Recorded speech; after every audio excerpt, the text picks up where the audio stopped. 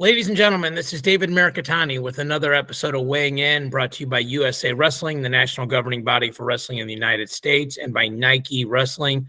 Go to athleteps.com for all of your Nike and USA Wrestling branded gear. Joined by my good friends, Ostrander and Grant Turner. Grant is, I believe, in the Des Moines airport. Is that where you are right now, sir? Yes, sir. So you'll be in Fargo later on today. So folks, autographs can start tomorrow morning at probably 9 a.m. sharp at the Nike booth, GT? We'll still be setting up, so we'll get to we'll just get everything loaded up for Saturday. Autographs and hair tips by Saturday for sure. So those of us that don't need hair tips, Mark, how are you doing, brother? Good. So lots to talk about this week. Let's start with U20s. And there was one side of me that was just going to say for 30 seconds, hey, we killed everybody again. But I feel like that just demeans it. I feel like just because there's this level of excellence for USA Wrestling at this age group,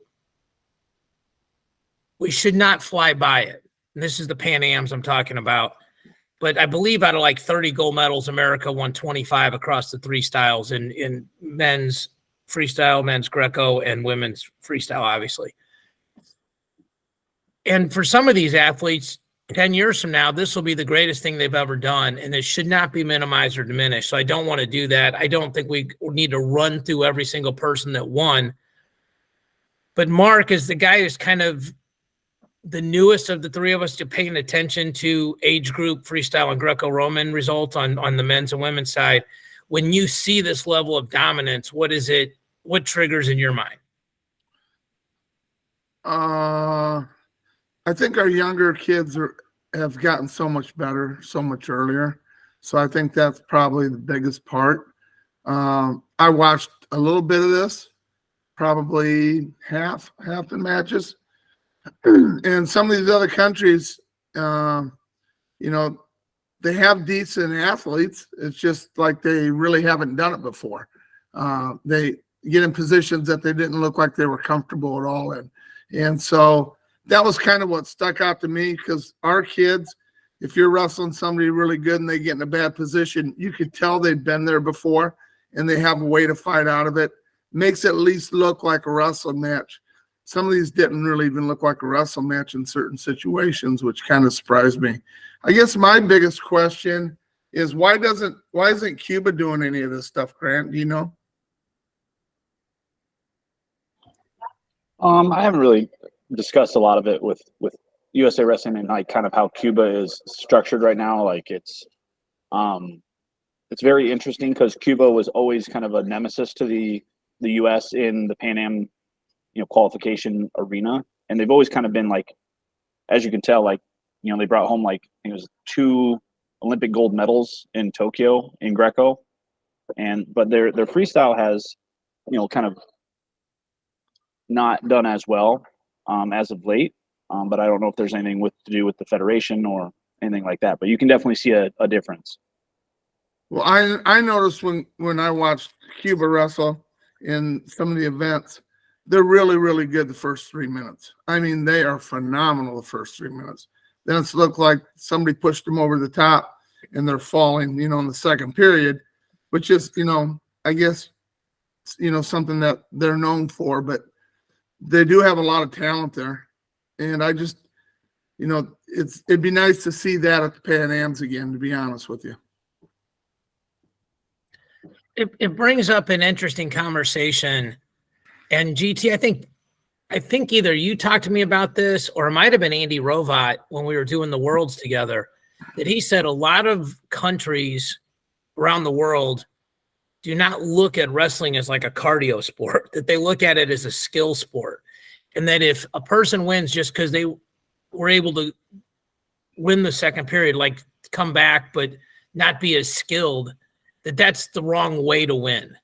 And I work with these guys in jiu-jitsu, and everyone has to pull guard, and you have to get an armbar, you have to get a triangle. And there's so many other ways to win. Just like in wrestling, there's a million ways to win. You can be a takedown, let him go guy. You can be a ride the crap out of him and turn him guy. you can just be gritty and know you can win the rideouts. You know, there's all these different paths to victory, and then even on your feet, upper body, lower body, you know, cradle guy, leg rider, all those kind of things. But GT, you've been on, I mean, you came on the show for a bunch of reasons, but really this is your wheelhouse. Is that perception that a lot of the countries look at it, that cardio is secondary to skill? Maybe is that an accurate statement? Well, I think it's as we've discussed in what you just kind of discussed there with folk style is that, like, you know, there is, let's call it, stereotypes of like regional bias to how folk style should be done. Like, are we going to be a mat wrestling school? Are we going to work on our feet? We're going to be, you know, we're going to train Greco. Are we going to ride legs? We're going to be cradlers. You know, are we going to, you know, do all these type of things? So I think there's an avenue of technique, and there's a disciplinary regime of like systems. And I don't think that it's necessarily frowned upon to like go hard, because there's tons of dudes from, you know, Russia or Greece or the Czech Republic or wherever it is, and like they got a motor and everybody knows it, but it might not necessarily. Now, once again, I think universally we can all appreciate amazing technique and skill, but you can also see that, like, if Mark's really good at, he's just technical, but he doesn't have a gas tank.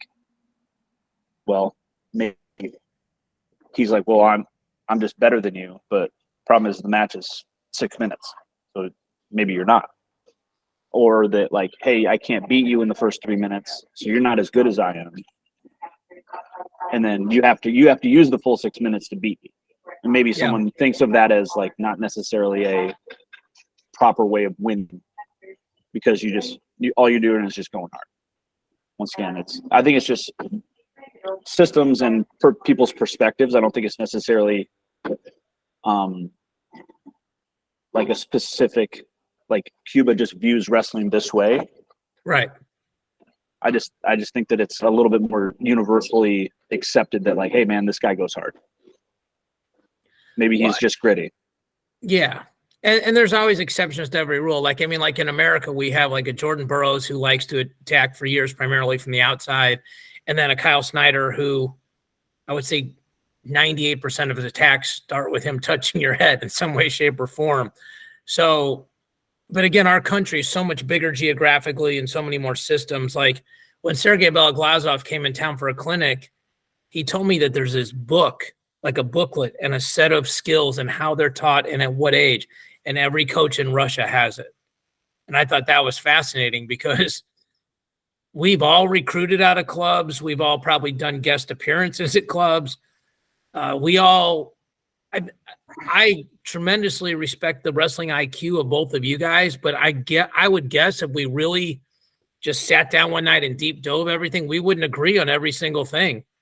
And that's good. I mean, for the podcast, it's fantastic. Even as friends, that's good. You can learn from each other that way, but it's very interesting that their learning is much more systematic, I think, than ours is.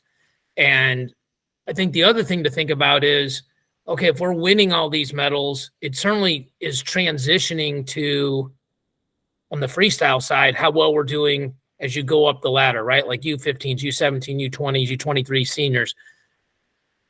In Greco, again, you know, people are doing this hard stop in college. Like, you know, I know you're a Cassiope fan, Mark, and I am too. I mean, I'm not, like, I don't live in Iowa, so it's a different level of fandom, but like, he's very good.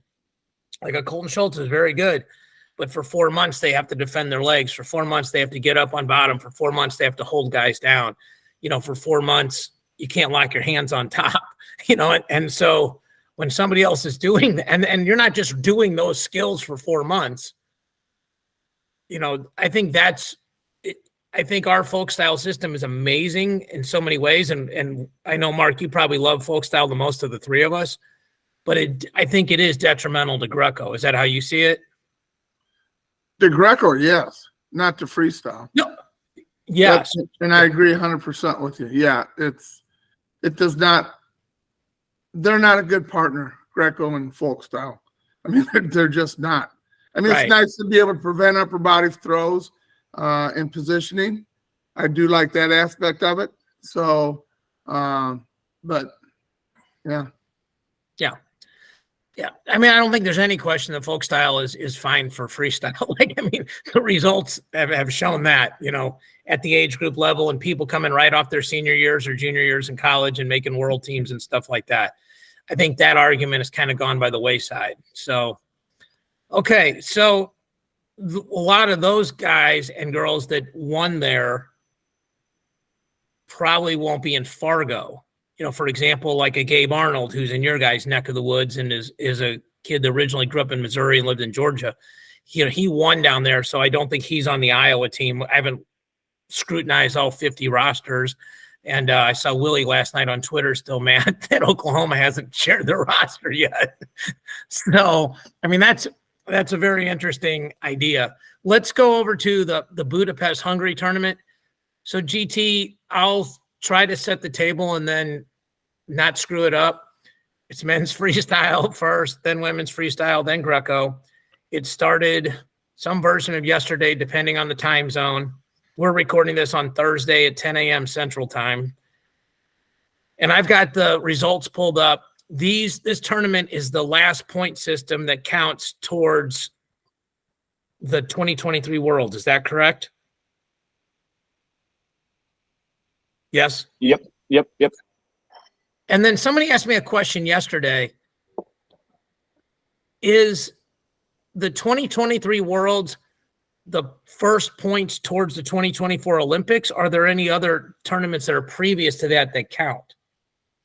Or after the World, you start at 0 for the 2024 Olympics with the first match of the 2023 Worlds? So the Olympic qualification system starts at Worlds, which then, once again, if you're at the World Championship and you're the world champ, you're getting all those points for separation for Paris. But there is no ranking. I don't think the ranking series will affect the Paris seedings other than qualification tournaments, because it's not specifically to the Olympic Games. The ranking series are just ranking series, which would be for non-Olympic World Championships or something to that effect.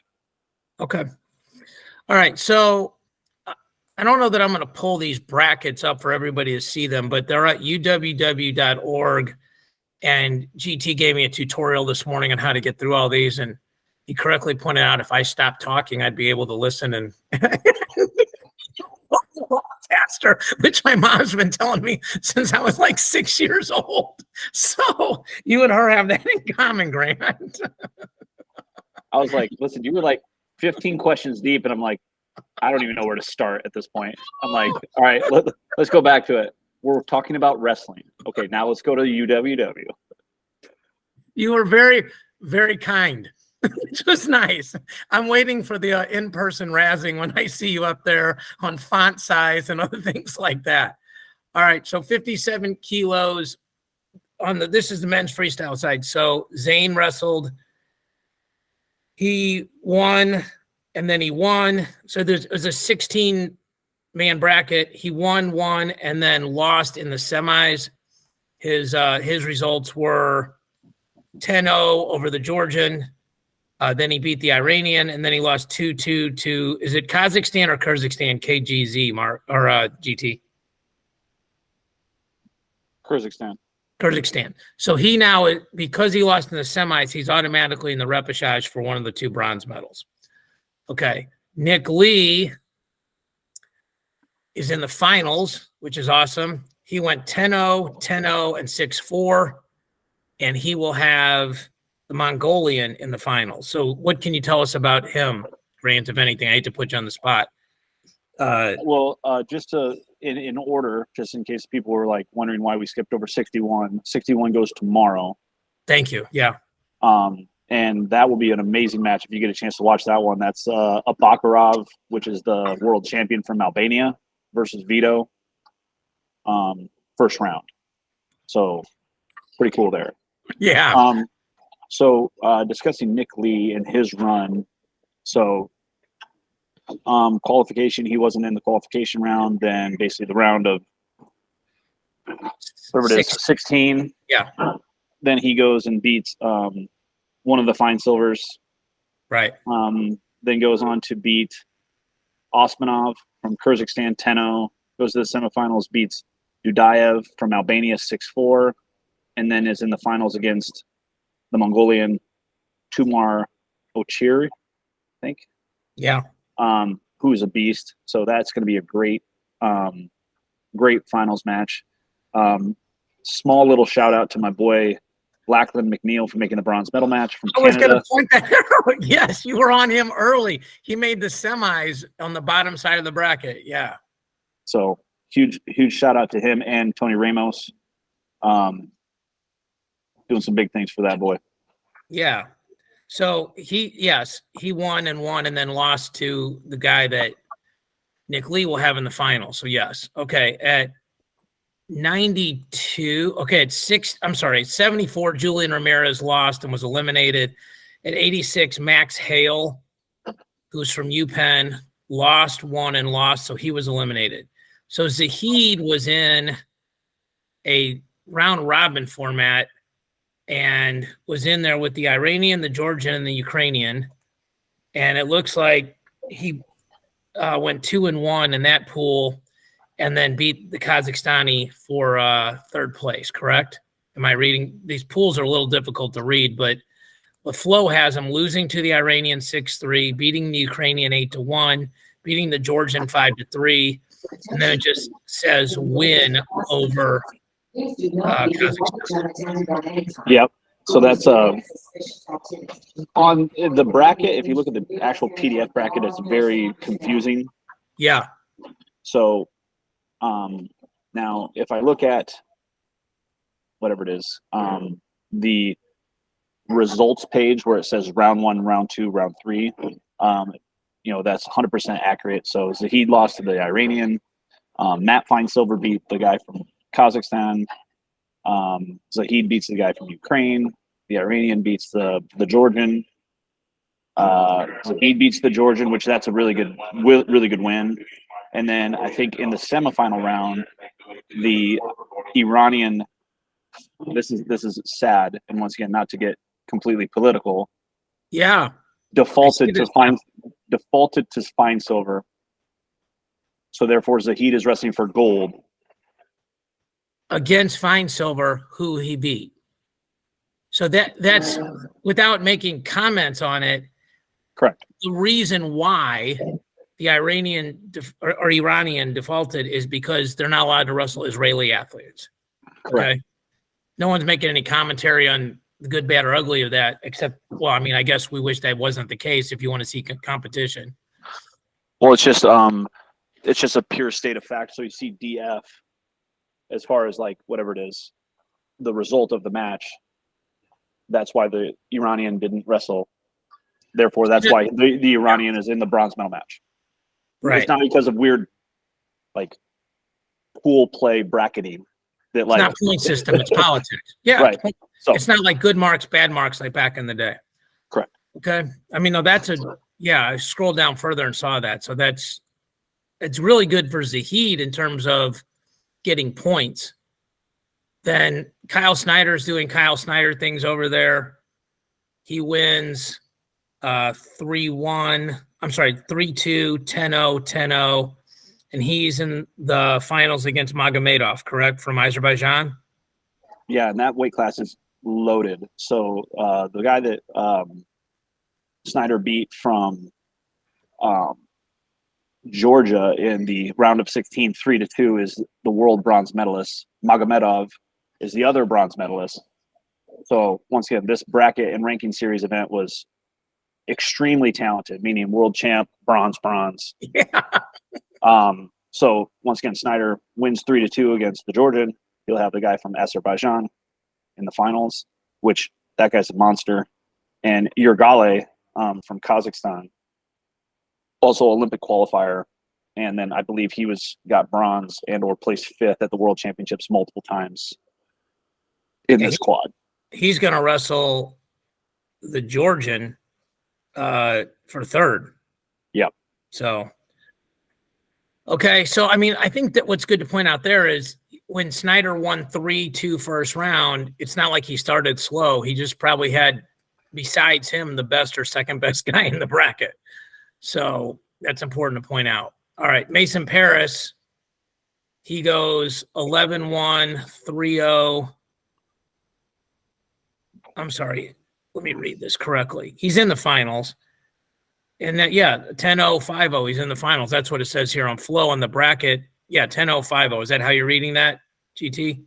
Yeah, so he beats Big Chamizo 10-0 in the round of 16, goes on to beat Hamidi from Egypt, but also probably his training partner with Keen, 11-1.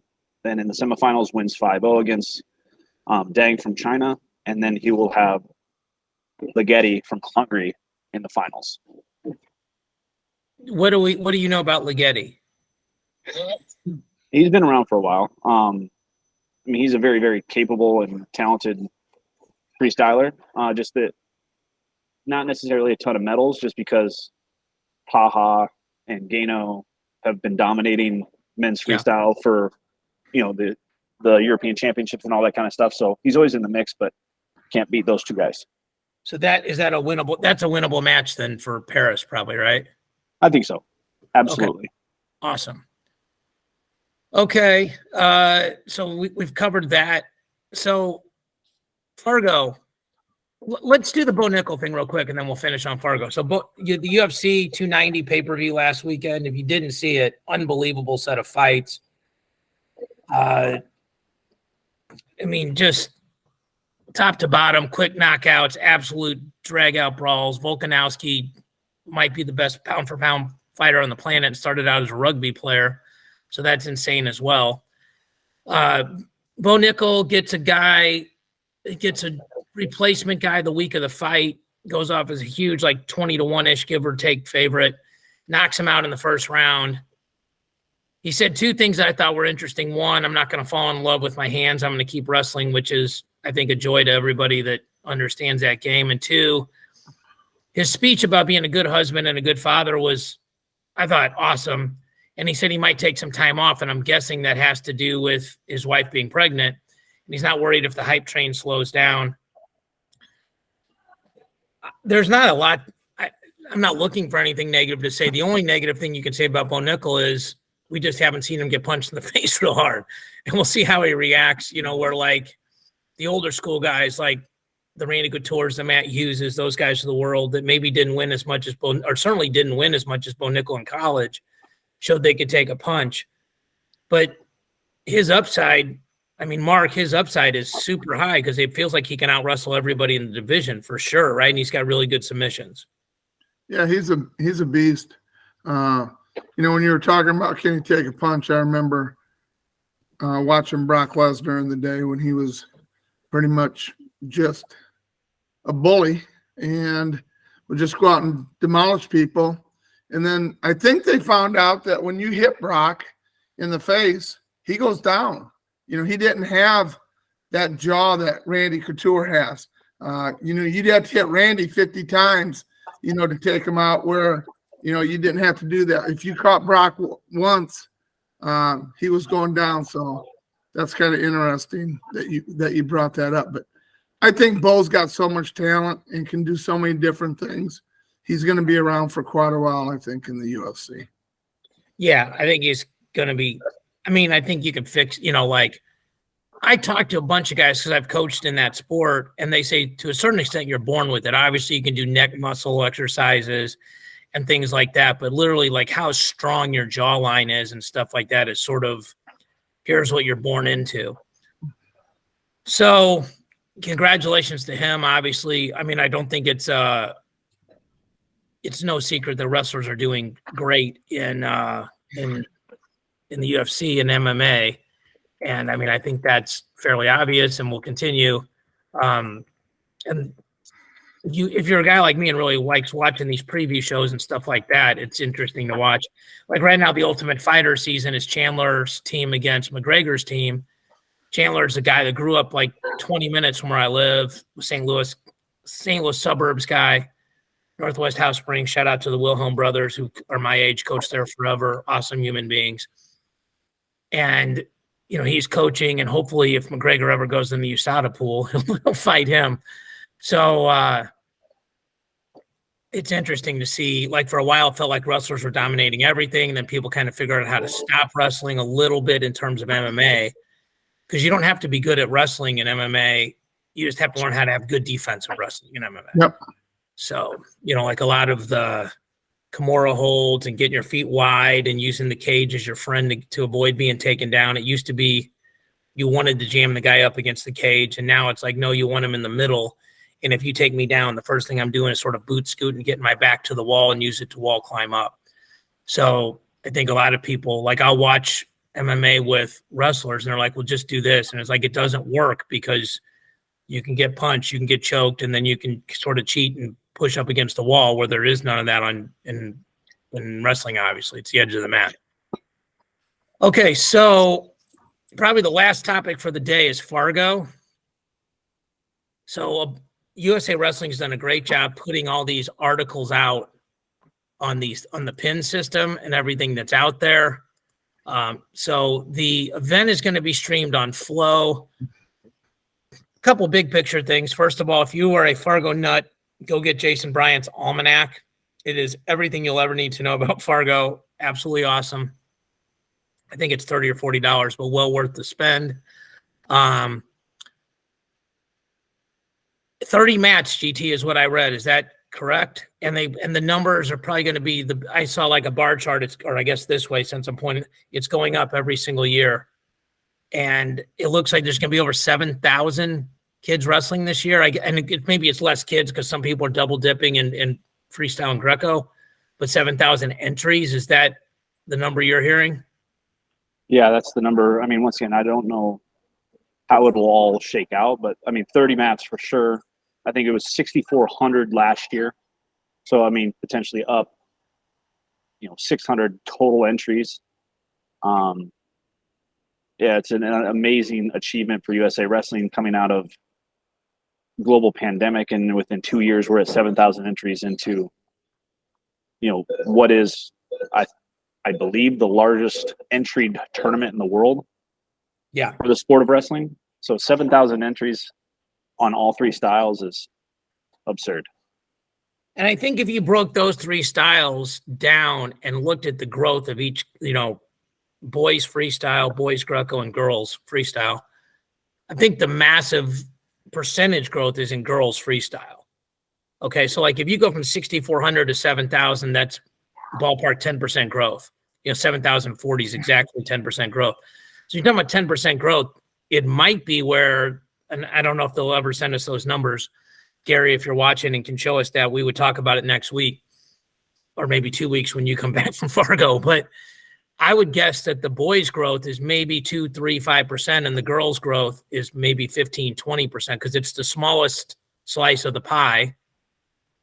And it's growing like crazy, like a junior duels, the amount of teams that were entered. So, Mark, we've talked, first of all, we had one of our old school conversations where we just talked about an hour about wrestling this week on the phone, which was fun. That was like one of my favorite things we would do in wrestling season. But when you talk about women's or girls, I guess it's girls' growth in cadets and U16s and juniors, how great is it for them to be on the same raised platform, which will be 2 mats this year, as the boys? I think it's something that we had to do. I mean, with the growth and as fast as it's growing, I didn't think it would take off this quick, David. I really didn't. But it's just exploded, and I couldn't be happier. And the way they're wrestling, I mean, they're in these clubs, and they're getting great coaching at an early age again, just like the boys are. So you're seeing some great skill level in high school from the girls, which 5-6 years ago, if you watched a girls match, you just sit there and say, what are they doing? And now they look like they've been doing it forever. So it's really fun to watch. It really is. Yeah, I agree. So USA Wrestling has put out, there's an article here. It's check out the top 15 performance index. The acronym is PIN for each junior and U16. And then it's for Greco, freestyle, and then girls. So if you want to see kind of who the favorites are, then this is a good place to start, because when you got 7,000 entries, I was talking to a buddy of mine this morning, shout out to Matt Biles, who did very well in this tournament back in the day. And we were talking about back then, like there was no internet. You're trying to grab everything you can to read up about people.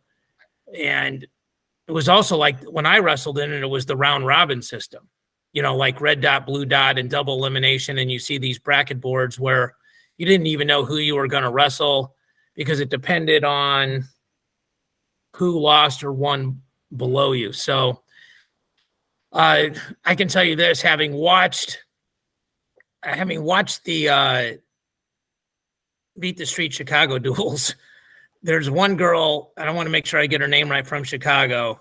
Her name is Morgan Turner. She's 94-pound cadet. She's unbelievable. Like if you not rooting for people and just want to watch somebody just probably kill everybody, she got a good chance to win the world championships at U15s or 17s. Like she's just a hammer, big smile, and mean. And I mean mean in a good way, like gets after it, super tough kid. She's a beat the streets kid. So obviously, less than an ideal perfect life outside of wrestling, but is going to probably be really special in our sport. Kind of,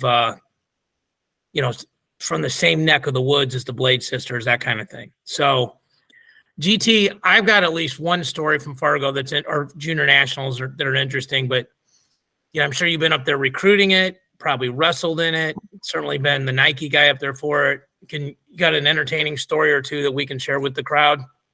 If not, I'll go first while you think of one. Well, yeah, exactly.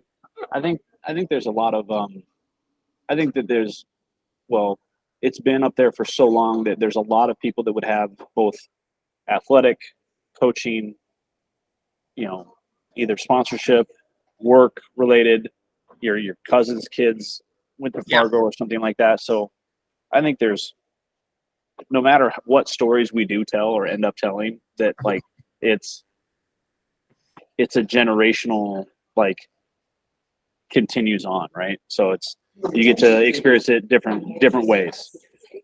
Fargo reminds me of NCAAs in one sense. That like a lot of people go to NCAAs just to see their friends or family. Like, Mark, I know it's a chance you and Ben are going to see each other. And, you live in Des Moines and Chicago.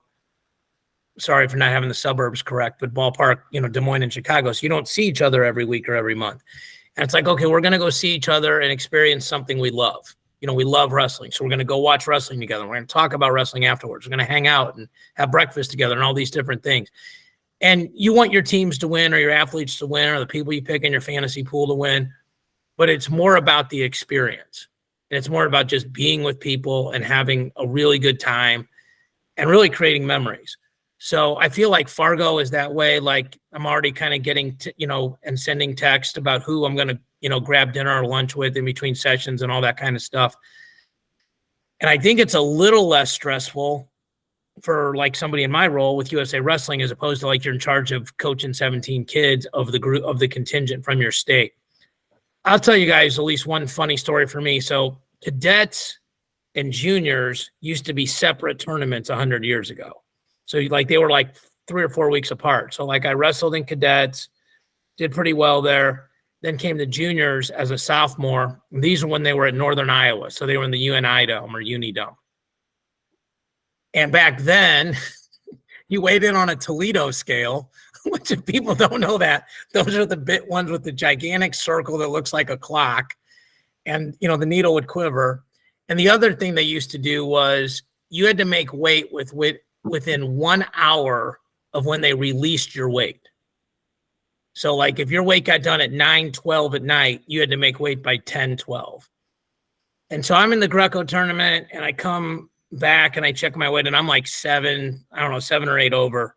I had like 2 matches and my dad goes, don't worry about it. If you don't win, you don't need to worry about what you weigh anyway. Just worry about wrestling. And then, so I made it through. And my dad, and this is when you could do plastics and all that stuff. He had all my stuff waiting for me. Like as soon as I stepped off the mat, it's Northern Iowa. So what is that? Cedar Falls, Cedar Falls, Iowa. in the middle of July. And he goes, meet me at gate whatever, throw all your stuff on. So I throw all my stuff on. And this dude is like Superman, went into a phone booth and changed into like, T-shirt and shorts and running shoes in like 4 minutes. And anybody that knows my dad knows he runs like a freaking gazelle. Like he's just an unbelievable actual distance runner. So I remember chasing him around the dome for like 30, 40 minutes. And I don't know if you guys will find this funny, but it was, in hindsight, it was funny. We kept running by this one trailer. And I specifically remember the trailer door was open. The baseball all-star game was on, and you could smell pizza coming out of the trailer. So like every 10 to 12 minutes, you could smell pizza. I'm sweating good. And then like my dad goes, meet me at the van. And we had a van that we had rented or borrowed or whatever. He took all the seats out of the van. They're sitting on the side of the van. And I'm doing like sit-ups, push-ups, whatever you can do. And I did the thing that everybody wants to do when you think you make weight. You're like, I'm on. And, didn't let me do any of that. Get to the scale with like 4 minutes left. And it's quivering like right on the weight class. I think it was 121 or 123 at the time. And then had to dry me down and everything else and end up making weight. And I still remember there were like 16 guys. And when we came back the next day, there was 11 in the bracket. Like 5 guys didn't make weight. So I think that's, I think now you just make weight once per style. Is that correct, GT? And this year they're doing an off day. They've changed the format completely. So like girls, juniors, and cadets, or 16s and 18s are at the same time. Then boys freestyles at the same time. And then there's a day off. And then there's Greco. So as a guy that did both, and usually back then it was in the opposite order. Greco was first and then freestyle. I think I talked to a coach the other day, and there's 2 ways to look at this, and I'm interested in your opinion on this. I thought, well, maybe more guys will probably stay for Greco because you actually get a day off. You can get some food in your body, you can get a massage, get rest, whatever. He said, well, maybe there's some kids will just go home because they don't want to just sit there for an extra day. So GT, like you're at this tournament, the new format, do you think that'll help or hurt the Greco numbers? Well, I want to say that it's, to be completely, I don't know. I mean, it's such a, like, people that are Greco guys, they're Greco guys. But like, how many people are actually like, hey, I didn't do very well in freestyle, I'm gonna get mine in Greco, or vice versa. I think your Greco numbers are going to be solid and strong. And if you've already going to go and do Greco, just go do Greco. Like you've already signed up for it, but I think the wrestling will be better with the day off. Yes. So I think that like you're going to see better like first round matches, kids that are like rested and recovered from going from maybe one specific style to another style. Some of those guys get beat up in freestyle. They need a day. Yes. Or at least a morning off to like recover rather than going like, hey, listen, you just got beat out. Go grab some food the next night. Like you actually have like some time to recover. So I think the actual wrestling will be better for Greco, but I don't know if it'll affect the numbers.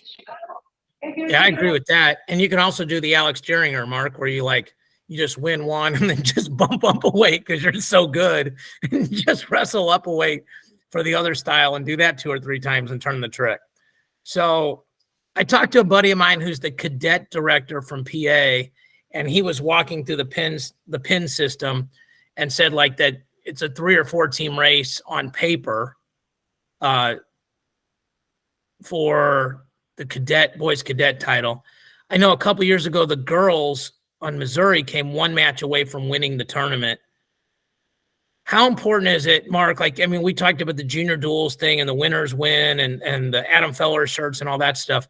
How important is it to a state to win one of these titles, cadets, juniors, boys, girls, Greco freestyle?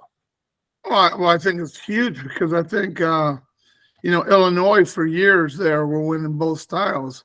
And, they took a lot of pride in that.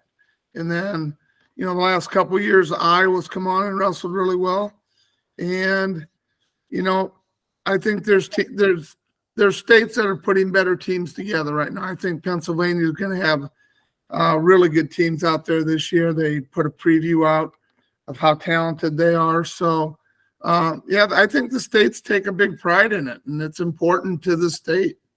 So, these kids are all club kids, and then they all come together, the week before for a big camp. And, it's cool to see different styles and, coaching philosophies, and to get to see these kids do it. And Iowa Central, back when I was coaching, was one of the places they'd come and train on their way to Fargo, and they'd spend a couple days there. And you go up in the room and you got, 110 kids up there working on stuff. It was fun to watch. Yeah, the Fargo camps have certainly evolved. Like when I wrestled, there wasn't even a camp. Like I worked out with my dad and my brother and whichever college guys would help me. And now it's totally systemized. You're not responsible for traveling on your own. Like they got buses or planes, whatever, depending on which part of the country you're coming from. I will say this, because I want to make sure I'm sort of the business side of guy on a lot of this stuff. Like people have talked about moving it from Fargo. And GT, you go, so I think you can attest to this, probably the best. Fargo is probably the safest place in America that they could run it, that has a football dome big enough to hold all the mats. And that's got to be the number one criteria, because you got, say there's 7,000 entries. There's 5,000 kids probably, at least, walking around. Like we had talked about doing it in St. Louis. I'm like, you can't have 5,000 kids walking around downtown St. Louis. Like that's just not logistically possible. So I think apparently I ticked Mark off. He left. So, but, and, it's like GT, this, like, I mean, can you imagine? I just went on Buffalo Wild Wings in Fargo for 1 week. Like that place is open sun up to sundown and they're just crushing it, right? It's like, what are your thoughts just on general on Fargo being the host location? Well, I think that, to your point, I think it's a very safe location. Everybody's been there for so long. The businesses understand that, people are coming. The hotels know that people are coming, things like that. And once again, it's one of the best shows in town during the time that we're there. I know that there's, some other festivals and things that go on downtown or something like that. But the one thing that also is very important to, I would say, USA Wrestling and the athletes is the dormitory pricing for staying and how close the dorms are in proximity to the venue and being able to house people and feed them for 7 days. Yeah. With, having that be something to, that's definitely something for consideration, right? So I think that's some of the logic behind why they changed the format. So everybody's not there the whole time because there's a limited number of dorm rooms and hotel rooms. So by the girls going first, those athletes can leave, and then those rooms can be filled by the freestyle and Greco athletes on the boys' side, because everything's at capacity there. It's actually over capacity from, because I was going to go, not go. Now I'm going. Shout out to Mike Tuck for helping me find a hotel room. And then I won't call this guy out, but thank you to one of my D1 buddies who's letting me crash in the other bed for a couple nights. It's good to have real friends out there that'll help you out in a pinch. So, Flo did an article on Fargo. Well, before I go to that, so GT, I saw the other thing that's interesting is I think the official title of this tournament used to be I don't know if it still is, but the U.S. Marine Corps Junior Cadet U16, U18 boys, girls, freestyle, Greco, all this title. You guys just came out with shirts that just say Fargo. I saw that on my social media stream. The shirts are obviously crispy as hell, and I'm sure you guys will do very well with them. But the name is synonymous with the event. People don't go, are you going to Nationals? They go, you're going to Fargo. And so, I mean, that alone says a lot about what it would take to move it from there. and I get people don't like it's a puddle jumper and stuff like that. But I mean, I think the safety of the athletes and like you said, the dorms and the food for the kids and things like that. And the dorms are like a 5-minute walk from the dome, it's to and from the dome. So a bunch of those things like that really make it conducive and it's safe. And I looked up the weather this week. It's not supposed to get over 85, which is a big change from like the last couple of years, GT, where you can make weight just standing outside the dome. So it can't be good for the hair product. I know that. Yeah. I think and once again, as far as the naming of everything, like there for a while, like I think it was like Women's Nationals was just called Body Bar by everybody for a long time, because at one point in time it was called Body Bar. So it's like, well, no, it's actually Women's Nationals or something to that effect. So it's like with Fargo, the presenting sponsor, with the Marines and all that other stuff. So there will be, proper event product with the full title of things. But yes, Fargo has been synonymous with this event and like the town, and it's kind of all wrapped up into its, hey, are you training for Fargo this year? Yeah. That's exactly it. So it's a super interesting how that slowly evolved into that, but you're absolutely right. Like nobody calls it junior nationals or cadet nationals, and especially once they combined them. Hey, David. Yes, sir. What for people that want to know, when can they start watching this? I think it's on Flow. When can people start watching it? When's it start? So yeah, it's on Flow, and there was an article on Flow about how to watch where you can, do the multi-camera thing. You can also, if you go on Arena, if there's certain people you want to watch, you can click the little bell, like if you do it on your phone, and then you get notifications. If you've ever been part of a coaching staff there's some person, and God bless that person on each team, that thing or group chatting who's coming up on which mat all the time. That's got to be like the most important, worst job to do at that tournament, so that people know where their athletes are. And like some states don't assign coaches to athletes, so you make sure somebody's got them covered. You can watch it on Flow. You can watch however, match you want. GT, the wrestling starts today? Saturday. So it starts the 15th. The girls start on the 15th, right? Yep. Yeah. So, which makes sense why you're going out there today, because that booth you guys have is significant, both in terms of size and in terms of product. And so let's make sure everybody knows where you guys are. You're at the top level when you first come in. Yeah, this year is going to be a little bit different. So we're going to have multiple locations inside the dome. So the boys have been up there since Monday. Okay. Getting everything set up and appropriately, strategy, location, all that kind of stuff. So we're going to have multiple locations this year for event booth sales. I think we're going to have something set up in the foyer. So it's going to be a new experience for everybody as far as merchandising is concerned. So I'm very excited to see the customer response and the people's response to the new setups. So Grant, if we want to buy a Fargo shirt, the new ones David's talking about, how do we get those if we're not at the tournament? Just athleteps.com or usawrestling.com, and then go to shop, and it'll pull up event inspired product. So specifically on the athleteps.com site, you can then search for I think it's USA Wrestling. It's one of the national governing bodies, and then they can just go there and it'll have all of the inspired things that are at Fargo. Okay. Yeah, and I only saw 2 or 3 of them. I mean, I'm sure you guys have more than that. It was like a click on my IG scroll or Facebook scroll. I can't remember, but like, hey, get your shirts now, that kind of thing, or pick them up there. I'm fascinated to see how you guys do with the multiple locations. I'm guessing sales will be better, and I'm also guessing you probably will have some runners like, hey, we're sold out of shirt X at booth 1, and they just move them over from booth 2, or you just have one person that's sitting on inventory and is running it to each location as locations get low.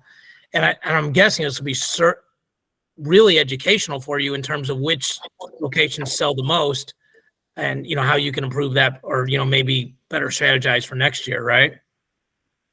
Yeah, well, I mean, it's always a learning curve and continues to have more athletes there. So